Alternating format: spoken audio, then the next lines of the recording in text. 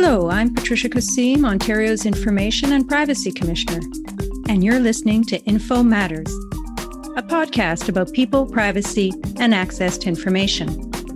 We dive into conversations with people from all walks of life and hear real stories about the access and privacy issues that matter most to them.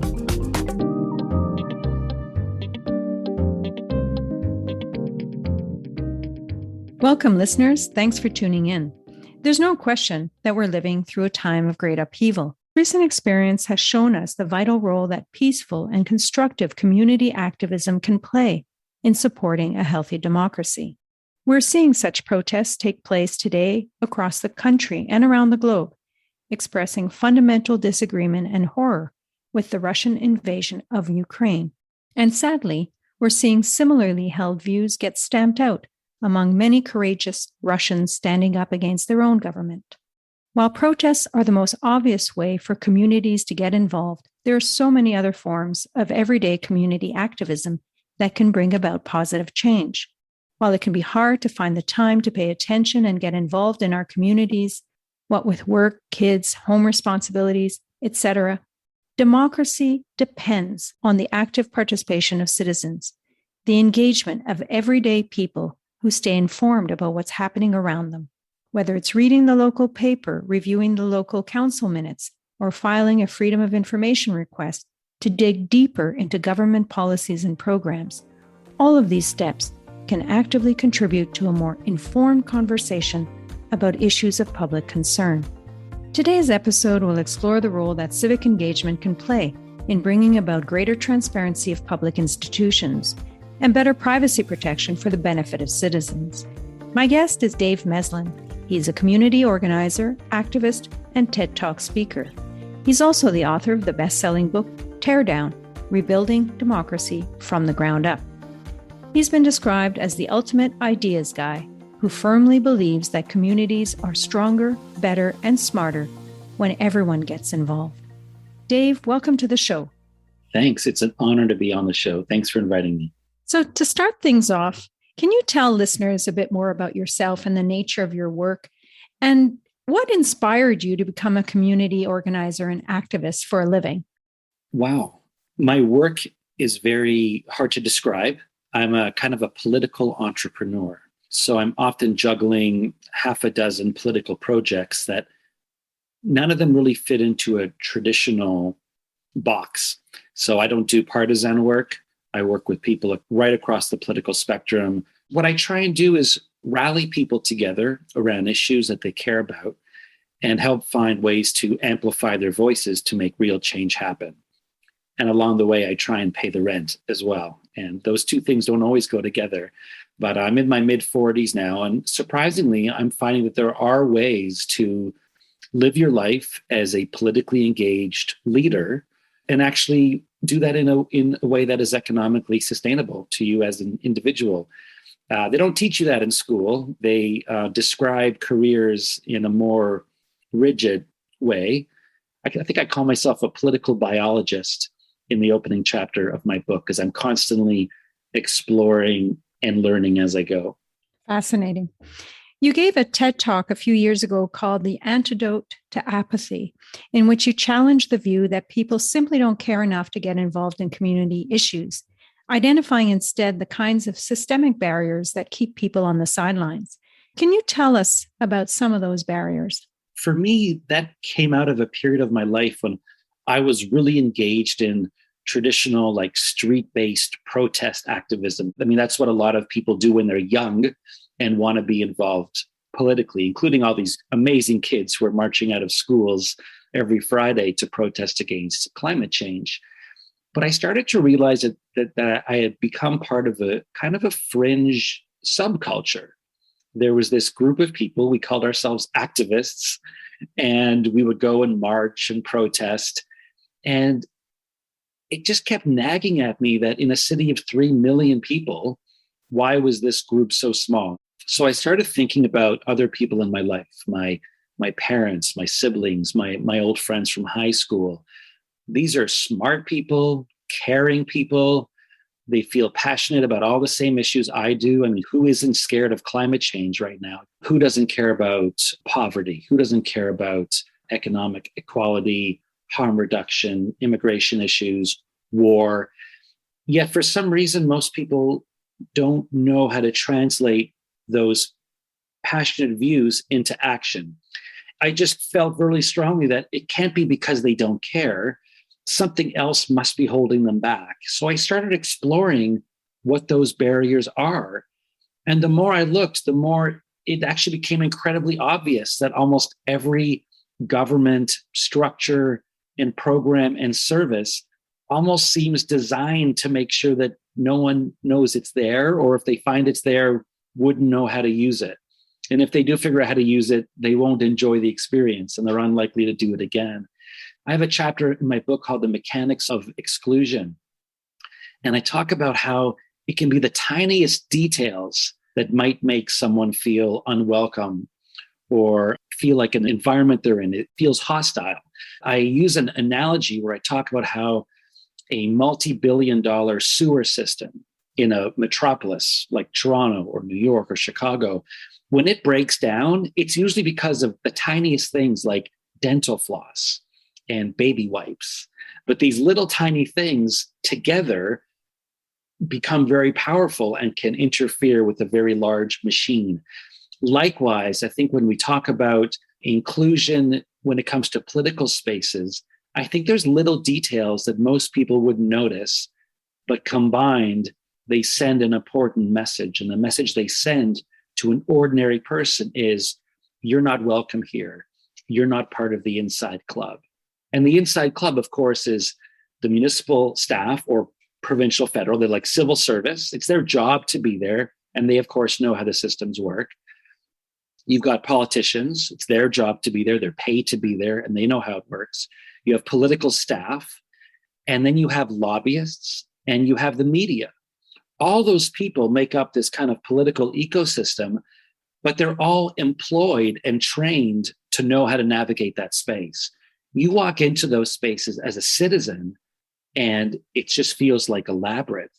There are examples in the book you use about doors being closed or meetings being held during the daytime when people are working, or agendas not being available, so you don't actually know when your agenda item is coming up, and having to wait long hours before you can actually participate in that discussion. So these are some of the systemic barriers I think you're referring to that alienate everyday citizens. Most of the examples I talk about where there's a barrier, those barriers would never exist in the private sector. Or when I propose a method in which you could make a city hall, for example, more inclusive, there's examples of the private sector already doing it. So for example, it would be harder for a single parent to attend an evening meeting at City Hall if they can't afford a babysitter. Well, could City Hall have a room full of plastic balls where you could drop a kid off for an hour? IKEA does, because IKEA knows that a parent is more likely to come and shop. And it's all about getting into a headspace where you're just thinking about, how do I attract people into this space? And I think most government spaces aren't designed that way. In fact, I think ordinary citizens aren't seen as a resource. They're seen as a headache. So I don't think they're intentionally going out of their way to exclude people necessarily, but they're sure not going out of their way to create an inviting experience, which every restaurant, every store, every cafe does. If you own a cafe, you're constantly thinking about, how do I get people in this door? And that'll affect your choices about the music and the design and the art and even the placement of the door. Does it swing in? Does it swing out? What is there a little sign? Every time you leave at Tim Hortons, there's a little sticker that says, thanks, see you tomorrow, right? Just like these little things that someone spent time and money on. Sounds like we need a little inclusion by design. Yes. In your book, Teardown, you set out a roadmap for addressing some of the barriers you had diagnosed in your TED Talk, and you explore ways people can become more involved in their communities. In a nutshell, Dave, what's your essential message that you hope to get across in your book? My message is incredibly optimistic, and perhaps it's even naive. I I don't feel it is in my heart, but I'll admit that my level of optimism about ordinary human beings is incredibly high. And I think that everyone has a unique experience, which means they have a unique type of wisdom to offer. And when we have a political decision-making process that is centralized and elitist, it's not that that's a moral problem. It's that we're actually missing out on that collective wisdom. Like, we all lose when there's just a handful of insiders making decisions on behalf of millions of people. So I really believe that the best path forward for our species is somehow creating systems that allow everyone to have their voice heard. So the simplest way to explain it is that you and I update the operating system of our phones multiple times every year. And that's because they've found a bug, they have some improvement, or they're trying to steal our data. We'll talk about that later. But we haven't upgraded the operating system of our democracy in 150 years. And any ecosystem benefits from evolution, from change. Every business sector is going through enormous change. We call it disruption. We like disruption, and we like entrepreneurs with startups who try new ideas. And in the most important space of all, which is democracy itself, we've chained ourselves to tradition. And we just feel like we should do it the way that we've been doing it for a century and a half, instead of actually looking at the operating system and saying, is this working? We've just gotten a little too lazy about it. The best way to respect the people who have died in the name of democracy, whether that was overthrowing monarchs 1,000 years ago or fighting in World War II, the best way to do that is by continuing the project, not by getting stuck in a rut, but by constantly reevaluating whether there's further to go on the journey of making democracy actually work. So, Dave, speaking of evolving democracy, what role does transparency of government institutions play in supporting civic engagement and upholding a healthy democracy? I think transparency is everything. And I think it's almost more important than the mechanisms we've created themselves. Any mechanism we can create to improve the democratic process can end up being self-defeating or disruptive if people don't know how to access it or don't even know it's there. So one way to achieve transparency is through freedom of information requests. And I imagine as a community organizer and activist, you've availed yourself of the FOI system. And I was wondering if you can give us some examples of your experience of how access to information has, if at all, assisted you in your efforts. First of all, what's really frustrating is that I don't know why we have to fill out forms to get information that should just be publicly available in the first place. If you want to get some data or information that isn't openly available on the city's website, you can fill out a form. There's a small financial barrier, which isn't really a problem. I think it's $5 or $10. It's a little headache, but whatever. But the main thing is, first of all, you have to know it's there. And I would guess that 99.9% of the population has no idea there's an office where you can fill out this form. Number two, you have to know a bit about how the system works to even know how to fill out the form. It'll ask you questions like, which department is this for? And even how to phrase the proper wording of what you're looking for. But in the end, they usually say yes, which opens this question of, well, wouldn't it be cheaper to just make all the information available in the first place instead of having these gatekeepers funded by tax dollars to just, process all these forms? But I'll give you two examples, one that didn't work and one that did work. One was I wanted to send an email to every city councillor and mayor in Ontario. Very simple thing. I was working on a piece of provincial legislation that would allow every city council in Ontario to use a better voting system. And I wanted to email every council and say, what do you think? There was no publicly available list. These are people who are paid, their salaries are paid by tax dollars. Their offices are paid for by tax dollars. They are our servants. They work for us. And there was no centralized list available. I had to end up paying thousands of dollars to the Association of Municipalities of Ontario. which is an association of councillors, also indirectly funded by our tax dollars, to get the contact information for our own municipal servants. So that was annoying. But another example, I'm working on a project regarding illegal billboards in Toronto. These are 200 square foot corporate signs. We've all seen them on top of buildings, in parks, beside highways. Many of them don't have permits. They're pieces of corporate garbage that have been lying around for usually about 50 or 60 years. The problem is there's no proactive enforcement. You have to file a complaint. You can only file a complaint if you have access to the permits, and you can tell if one has a permit or not. And I have submitted a whole series of freedom of information requests through the city of Toronto to ask for billboard sign permits for specific locations. And what I've learned through that research is that many of these signs, in fact, don't have permits.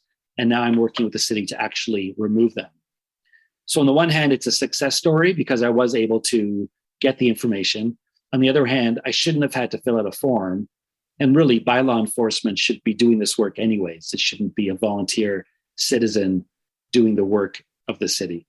So quite apart from government institutions responding to FOI requests, like the examples you gave, and providing information to individuals when asked, transparency is also achieved, and some might say even better achieved, when governments choose to be proactively transparent in the first place.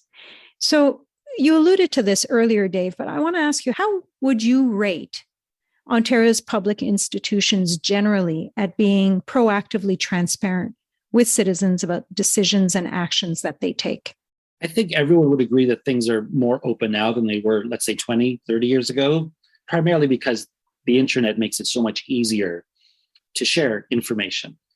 Whereas before, and I remember this pre-internet, you'd have to go down to the city. If you wanted a document, they would charge you for the photocopying, and there was no PDF sent to your email.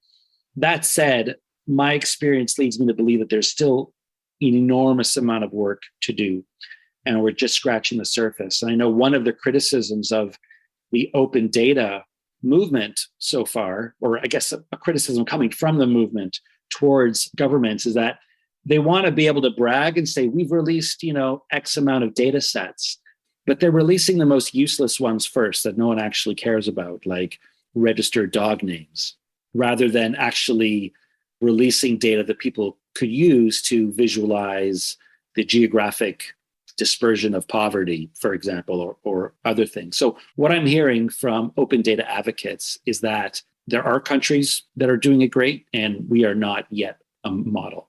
I think when it comes to open data and access to information, we have to shift the default. So the default shouldn't be everything's behind a gatekeeper, but there's ways you can get it if you fill out this form and fill out that form. That's not really access to information. The default should be that everything is open unless there's a good reason why it shouldn't be. And that would switch us from having, 3% of the current data open and let's say 20% available through freedom of information and 60% not available at all. I don't think that added up to 100, but it was close. The default should be 100% open unless for some reason the solicitor says, for whatever legal reasons, this can't be. So transparency, complete open transparency should be the default option. As you said, there are many efforts being made to make Ontario more digital. But one of the things that struck me in your book is, you can be transparent about things, but sometimes that transparency can be quite obscure or quite blurred, if you will, if it's not meaningful. And you use the example in your book of public notices posted by municipalities. And I really liked that interesting challenge you launched a while ago called the Dazzling Notice Awards, where you called on municipalities to come up with better and more effective ways of posting their public notices in a transparent manner. I was wondering if you can tell listeners a little bit more about that story, how you came up with the idea, and more importantly, what was the take-up on your challenge? So in this case, we were looking at development notices, which is, it goes up on a location where a new building has been proposed, or it goes in a newspaper to let people know what's happening in their neighborhood in terms of development planning. And I noticed that most of these ads were designed so poorly that no one would ever notice them. They're just black and white. There's no pictures, there's no color. But even if you did notice it and try to read it, it's just all this bureaucratic jargon, like all these technical words that normal people don't speak. So the Dazzling Notice Awards was a project I launched to try and, originally I was asking ordinary citizens to show me how you would design a notice. It was an open call for artists across Canada that if you worked for the government and you were trying to inform people, how would you design it? And then I got this submission from the village of Pemberton from British Columbia. And this wasn't a random artist. This was an actual town. They saw my TED Talk, they read my book, and they redesigned their public notice based on the criteria that I had put forward, which is it's got to look great. It's got to have the most important information, like highlighted, really bold. It has to explain the access points for an ordinary person to participate. And number 4, the proactive call to action. This is your chance to be heard. Your voice matters. Use exclamation marks, right? Anyway, so I thought this is really cool. I should give Pemberton an award. And I talk in the book how this is kind of a fun tactic you can use as an activist because everyone likes awards. What I learned is that if any ordinary person designs an award, prints it out, and then frames it in a glass frame, people get really excited. So I flew to Pemberton and I delivered the first Dazzling Notice Award. But the story gets even better because then other cities started calling me and saying, Dave, when do applications begin for next year's Dazzling Notice Award? So I've essentially been using this carrot and stick method. Everyone wants the award, and everyone who doesn't have it just feels ashamed that, they don't have the award yet. So one by one, municipalities have been actually redesigning their notices to make sure that the development process isn't just transparent, but that people know it's happening. Amazing. Your enthusiasm is contagious, obviously, and that's a great story. One area I'm interested in, as are you, is public education. And in your book, you talk about a Toronto Civics 101 course and the great work being done by TVO Ontario to teach citizens about what governments do and about citizens' rights vis-a-vis the state. Do you think civics curriculum should include a component on access to information rights, for example, to teach the public how they can seek and obtain information held by government institutions? Absolutely. What we should be given as students in elementary and high school is we should be exposed to all the building blocks that make up the democratic process. And I think it's such a crime that we don't do this. And then we wonder why most adults aren't engaged in these processes, right? We only have, for example, party membership in Canada is less than 1% of the population are involved with parties. But they don't teach us in school what parties are and how they work and how they function and the role they play in nominating candidates. When the city has their annual budget process, very few people participate in that. But a lot of citizens don't actually know the difference between the city's operating budget and their capital budget, let alone all the subcategories. So we're miles away from teaching them about freedom of information and privacy. They should be learning all of these things. You can't navigate a complex labyrinth without having some kind of roadmap. And so what happens is as people grow up and they feel intimidated and confused about politics, they find that it's easier at that point to just look away. So you have this space that just seems uninviting, but also just really confusing because no one ever explained it to you. And I think I use an analogy in the book where baseball, if you didn't understand the rules of baseball, when you hit the ball, who hits the ball, who catches it, where you throw it, 3 strikes, 4 balls, not only would you not be able to play baseball, it would be impossible, but watching baseball would be incredibly boring, if not infuriating.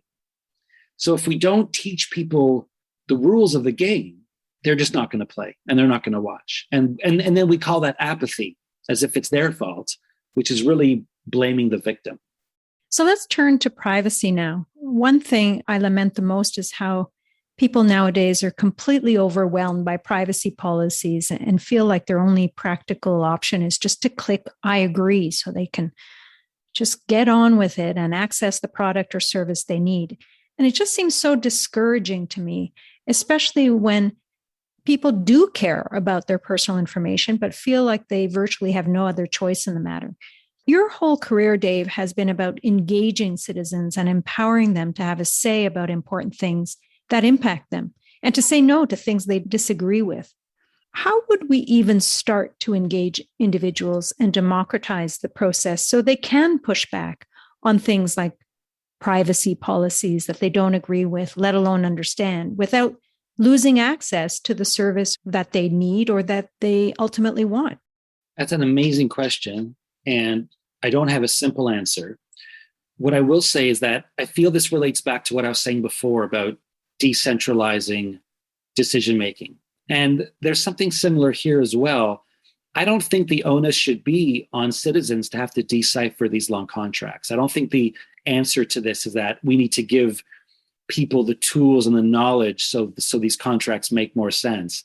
That would be like saying we should teach people which chemicals are dangerous to drink instead of regulating industries and saying you just can't use those chemicals. You can't put that in a drink. It's not allowed, because it wouldn't be fair to put that onus on ordinary people to have to read through the ingredients and say, oh, this soda is going to kill me. It has cyanide in it. And cyanide, I remember that. I'm not supposed to drink that.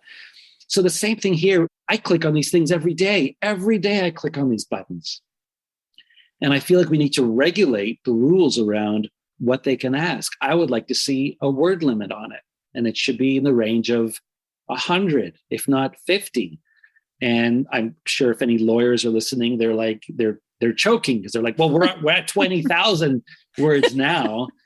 But there is no rational way. There's no pragmatic way in which any ordinary person should ever be asked to click, yes, I agree, on a legal document that is more than 100 words, especially if it's full of legal jargon.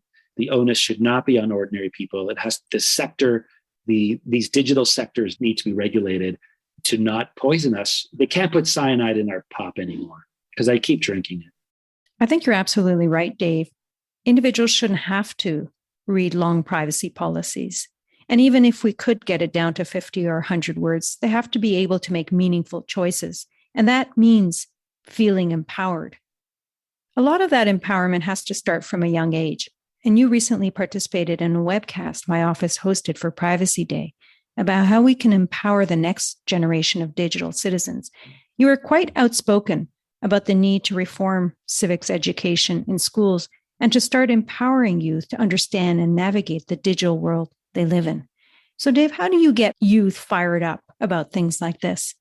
This is also an amazing question. And a lot of the research I did in my book was looking at different ways that we could help young people exercise their democratic muscles and get them accustomed to speaking out, but also listening and being part of deliberative processes and learning how to compromise, learning how to come to decisions as a group. And I'll share two ideas with you. One is that I actually visited schools that are called democratic schools. These are schools where the kids are kind of in charge. They create the curriculum. They can even teach each other classes if they have certain skills, which many young people do. They are involved with HR decisions in the school. They're involved with budget decisions at the school. And what I found is that these kids were not only incredibly intelligent and showing up, by the way, they weren't just skipping out, but they had a higher level of emotional intelligence. They were actually maturing faster than their counterparts who were in more of a rigid-based environment that was based on, obedience and doing what you're told. They treated each other with more respect as well. There was less bullying. So I talk a bit about the invisible curriculum, which is a term that refers to not what you learn out of the textbook, but rather what you learn in school based on how the school itself is designed and how you're treated by the principal, how you're treated by your teacher, how you treat each other. And I think we could do a lot to reimagine what the education system looks like. The other idea I wanted to share is actually a quick story. I was in a high school about 10 years ago. It was in Markham, and I was invited to speak to the kids about political engagement. And I was standing in front of this room of a few hundred high school students, and I was really having trouble connecting with them. And I was talking about all the issues that resonate with me personally. I do a lot of work around cycling, building bike lanes, and I do stuff around corporate billboards and public space, and I do stuff around voting systems. These are my own personal political passions, but they didn't care. I could tell that their eyes were glazing over and they were kind of falling asleep. So I tried a different approach, and I asked them what they care about. Like, what political issues matter to you? And I started by saying, if you were the prime minister and you could change anything in Canada, what would it be? And, kids are really shy at that age. There's a lot of kids can be insecure, especially around topics they're not sure about. And no hands went up. The room was silent. And so then I said, okay, what if you were the premier of Ontario? You could do anything you want. There's got to be something in Ontario that drives you mad, that you just want to change. And no hands went up. So I said, okay, what about Toronto or Markham? What if you could be the mayor for one day? What would you change? You don't think the world's perfect, do you?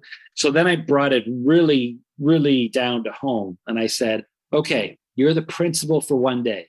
You can change anything in your school. And finally, one hand went up, slowly and shy. And I said, you, what is it? And he said, we're not allowed to wear hats. And I was like, okay, why is this important? He just said, I don't think it's fair. We should be able to wear hats. It's a stupid rule. So I said, well, have you ever thought about trying to get the rule changed? Which of course they hadn't, because we're taught that rules are carved in stone, like the 10 Commandments. And so I started talking with them about how you would go about changing a rule, that rules are created by decision-making bodies that any rule that's created can be undone or amended. And we talked about tactics, start a Facebook group, see if you can get any of your parents to support you, try and set up a meeting with the principal. You could probably get a meeting to talk about this with your principal. Look for academic studies that show that there isn't any correlation between dress codes and school behavior. And a great tactic for any political movement is to ask for a pilot project. So what if you had Hat Fridays? And on Fridays, you could wear hats. And I bet if you offered that as a proposal with the backing of a few parents, you could probably get it. By the end of this discussion, all their eyes were open, all their heads were up, and everyone was listening to a discussion about political participation. And obviously, I hadn't transformed these individual human beings from apathetic beings to caring beings, but I'd helped them connect the dots between something that they understood and something they care about, connect that dot to the notion that there are decision-making processes that you can influence as an individual person. So if I can get them hooked on the idea that they can change the hat rule, then as they grow up and they see that they're worried about climate change or poverty or social justice rights, they know that just because there's a rule they don't like doesn't mean that it's fixed in stone. You can change it. It's not the principal anymore. It's your city councilor. It's the mayor. It's the ombudsman. It's the privacy commissioner. There's all these people you can talk to. I love that example. I feel so fired up just listening to that. So Dave, thanks so much for joining us on the show today. I certainly feel tremendously inspired after this discussion with you, and I know our listeners will too. You've provided lots of ideas and inspiration about how people can become more engaged on issues that matter to them, working with their communities from the ground up. For listeners who want to learn more about Dave's work as a community organizer and activist, you can listen to his TED Talk or read his book. For others interested in learning more about their privacy and access rights generally, I encourage you to visit our website at ipc.on.ca. You can also call or email our office for assistance and general information about Ontario's access and privacy laws. Well, thanks everyone for joining us for this episode of Info Matters. And until next time. I'm Patricia Kassim, Ontario's Information and Privacy Commissioner, and this has been Info Matters. If you enjoy the podcast, leave us a rating or review. If there's an access or privacy topic you'd like us to explore on a future episode, we'd love to hear from you. Send us a tweet at IPC-InfoPrivacy or email us at podcast@ipc.on.ca. Thanks for listening, and please join us again for more conversations about people, privacy, and access to information. If it matters to you, it matters to me.